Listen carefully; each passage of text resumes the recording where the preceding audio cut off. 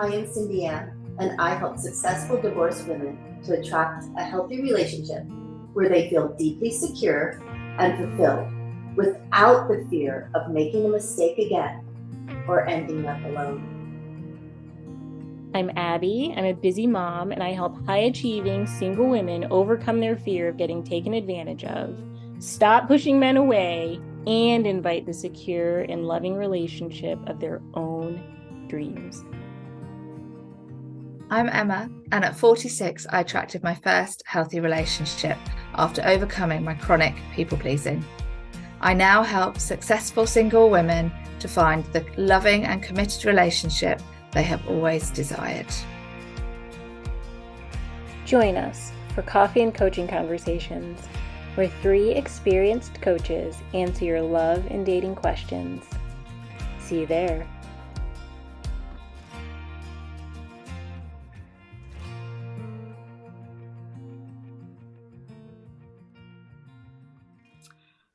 Hello there. Welcome to Coffee and Coaching Conversations, Love Dating, the podcast where love, coaching, and personal growth intertwine to empower you on your relationship journey. I'm cindyann in sunny Seattle, and then we have Emma in London, where it's getting kind of dark. And then we have Abby, who is in Ohio. Today's topic. Well, one, we just had such a long talk before hitting record. So we are free flowing a little bit more than usual on this topic. And that is how to let someone go. And in most of our case situation, it's women who need to let a man go in their relationship. It's not relationship, in the dating process. So when you are dating someone and you've been on 2 or 3 dates and you're like, oh, he's just not going to be my long-term guy. One being, we kind of want to say, give a guy as many chances as you possibly can, because oftentimes by that 6th date, you're like, wow, like all these qualities that I liked about him. And even though I didn't have this like sexual connection, physical connection to him, I still, but I'm willing to let him go because I know that I can't get even to that stage of 6 dates. Trust your gut. Your gut is there for a reason. That's okay. Don't go on to date number, 3 or 4, but do let him go in a very authentic, genuine way. What I like to say, it's karma. What comes around goes around. So if you want to let someone go, you would like how you will be treated to treat that person the same way. Mm-hmm. So lots of different ways to go about this. I just actually had a friend ask me, what should I do? How should I let him go? And I said 2 things, karma. And then I said the other piece of, I probably wouldn't do a text. I would do voice. I would do a phone call, because I think that shows the utmost respect. And that's how I would like to be treated. But 2 dates, maybe 3 dates could warrant just a text on, it was great meeting you. Always start with the positive. It was great meeting you. You are, a fantastic guy, but I just know that I'm not willing and or ready to go further in dating you. Yeah.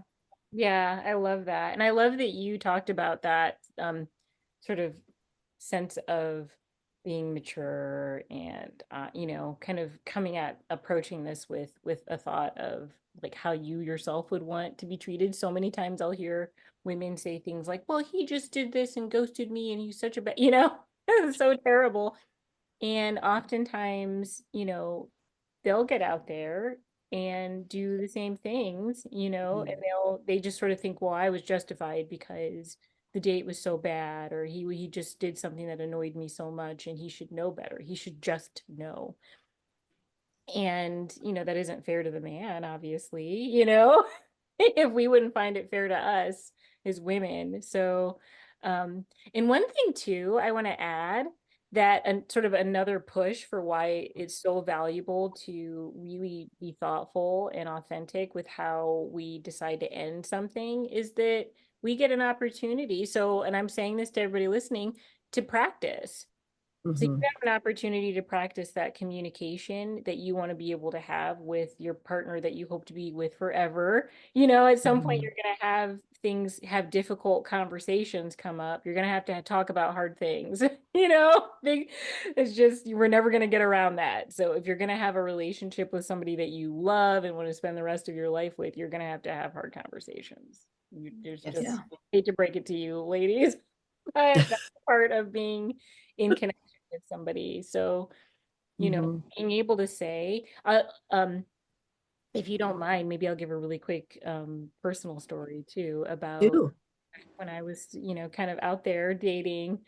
Um, I met somebody who seemed great. We connected on like so many levels. He seemed really, just nice, really mature and cool. And, we had it went as far as me being able to be invited over for dinner.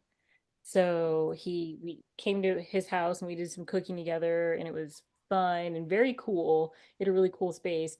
And towards the end of it was like after we made dinner, we were sort of hanging out, he pulls out a vape pen. And I had it, we met online, and on my profile, I was so specific about how that was just a complete non-negotiable, like any nicotine use was just a complete non-negotiable for me. It's just, everybody, we have those. And so, um, the fact that he just, he kind of whips and he goes, oh, well, it's not really smoking, you know, and, I just, I used, and he gave this, he gave some backstory and he said, this is just, I used to be a really heavy smoker and I quit, but I just do this every day. Like, this is just part of it. This is kind of what I have to do right now. I used to be like a chain smoker. So, and he goes, I hope that's not a problem. And I remember in that moment, not really knowing what to say. There's Yeah. a part of me that was sort of like, how could you assume this isn't a problem? Like, didn't you know? You and, things kind of cooled off. And I remember being, sort of leaving that date. And I didn't at that moment say anything. Sort of say what I needed to say, like, oh no, this doesn't work for me. So I stepped back and was able to talk about it with a coach actually and reach out to him, in a way like sort of solicit a call. So I said, like, do you think we could talk about something? And in that moment, I was able to have what for me was either a hard conversation or maybe this is going to end up breaking things off. And I wanted to, so was able to come at it and say, well, maybe we can see just how attached he is to doing this, to this habit. Is he trying to smoke to quit or what? You know. So I was able to reach out to him. He decided that he actually didn't want to have the phone call. And he said, well, if you're going to break up, then that's it. But I was able to do that thing and it felt really good to have that conversation, to have that mindset to reaching out to somebody.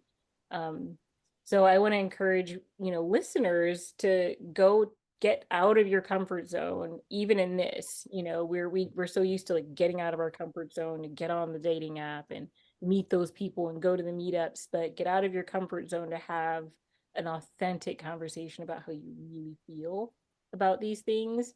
Because I can guarantee you that if you're listening to this topic, you're probably in the camp that has a hard time, you know, getting moving on actually letting something go and it's not working or, et cetera, et cetera. So, you know. Yeah. No, and I think you're absolutely right, Abby. I think it's really good to see it as good practice because we all, well, not all of us, but some of us, speaking personally here, find it hard to have those difficult conversations. But that is when you grow, that is when you learn, and it is the right thing to do to have when you're having a healthy relationship. Like sweeping problems under the carpet is not is not good. You need to be able to have a conversation about whatever it is. So, and going back to what you were saying, cindyann, like I find it really frustrating when Mhm. it's women I talk to, but I'm sure men do this as well. Just say, "Oh, they're just not right for me. I'm just not going to. I don't." Basically, they say in not so many words, "I don't know how to tell them it's not right. They're not right." But it's just, you know, I think it's about showing respect, and it is about putting yourself in their shoes. And we've all been broken up with. It's not nice at the best of times, but the least people can do is like have a kind conversation about it. There doesn't need to be any conflict. There doesn't need to be any accusations. Um, you're just saying to someone like, "You're a great guy. Really enjoyed the dates that we've had, but I don't see this going any further," or whatever it is that you want to say. But it doesn't need to be any more than that. It really doesn't. And using the I statements would be the number one piece of advice of I am not willing to take this any further. I am not feeling like you are a match for me. I would I am dating and I'm circular dating right now. And in the process of circular dating, I know that I'm willing to take you out of my mix of the guys that I'm dating right now. I did enjoy dating you. But I just want to be super honest with you and just say that, I don't want to lead you on. I want you to go find your person. Go find your person. But, you having thoughts about me possibly being your person, I'm not going to be that. So just anything, everything, anything that you can say to bring it out into the open of this isn't going further for you. And Mhm. these are the reasons why. And again, you're not conflicting. And if anything, I had it when I would have these conversations with gentlemen in the past. They would say, but why? What didn't you see? Why am I not a match for you? And then I would tell them, well, I am looking for someone who does da da da. I am looking for someone who has this type of quality. And I've noticed that in the few months that, or excuse me, the few dates that we've been on, I don't see that going there. And they're very obvious things, right? Like I'm looking like say this person's an avid walker and they love to be in the nature, but I'm looking for someone who is a marathon runner. So I mean, it's not like something that person can become. Right. So that's kind of a pretty huge example, but it was real tangible. It was real noticeable to me that why my intuition was saying this isn't someone I'm going to go forward with. Yeah. It's interesting actually because what you've just said, I thinking back to who I was before I'd done my had my coach and worked with them, is having to say why is terrifying. And I would never do that. I would just be like, "I'm sorry, this is, Oh no. All right. Ooh, she'll come back on. Yeah. Well, even meanwhile, I had something that I wanted to add too about it. So hopefully she comes back Yeah. while I'm finishing up my thought. But Perfect. I love, so on the same vein though, she and I were having similar thoughts about that why and how important it is to hone in on the why. Um, and I think it's such a good exercise. I love your example, cindyann, and how you said that usually it's actually a big thing. And oftentimes women who are in that space where they don't know what to say and what to do are holding on to possibilities when there's actually a pretty significant thing. You know, there's a thing and it's right there. And if you really step back and think about it, it's easy to know what that thing is. Mm-hmm, mm-hmm, So being willing to really be honest with ourselves and then be honest with somebody else and say, oh no, it's just this, you don't mm-hmm. You don't have to get into those habits where of sabotaging relationships or falling off or getting Mhm. conflict Mm. pop up and then a weird text fight or something, when the reality Yes. is that we just, for Mhm. whatever reason, this just isn't fundamentally going to work out, you know? And Exactly. yeah, And again, for to both you and Emma's point on, it's the first step in having that courageous conversation, even though it's not your person, but with somebody that you've randomly dated a couple times, but you've explained to them why he's not your person, instead of just ghosting him or blowing him off or sending him a quick text on, uh I'm not interested anymore, or good luck in your search. But instead, what you could do is you explain, okay, so instead of just blowing someone off really quickly and you do the deep explanation, you are creating a better you. yeah, You are making yourself a higher self. You are building yourself up. You are building courageous conversations. You are making yourself a better person. yeah, So you do want people to come in that you have to say, hey, thanks, but no thanks, because you have to have all of these experiences. And one of my favorite coaches from years ago, when I was just learning, when I was just beginning my dating process, said, every relationship brings you to your next relationship, which brings you to your next relationship, which brings you to it. So this is just your dating relationships that bring you to your next relationship, which then can bring you most definitely to your long-term, forever move in, marry relationship. And I think that's, if you're even in this process of trying to get to the next stage in any sort of in a relationship with a guy, to get to the end goal of marriage, you're going to have to hit all these steps on the way. Oh, I love that. So much wisdom in that. I Absolutely. know. And so there you have it, ladies. This Yes.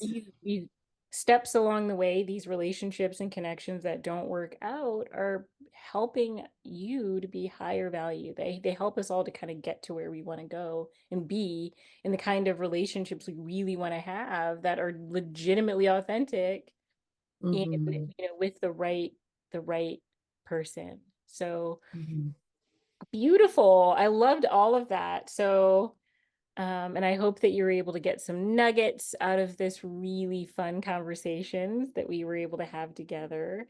And if you would like to find out how to break through your specific barriers to experiencing the love that you've always wanted, be sure to click on one of our links in the description below to schedule a free one-on-one breakthrough session.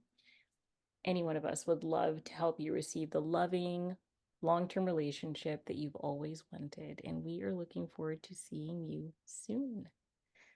Bye. Bye.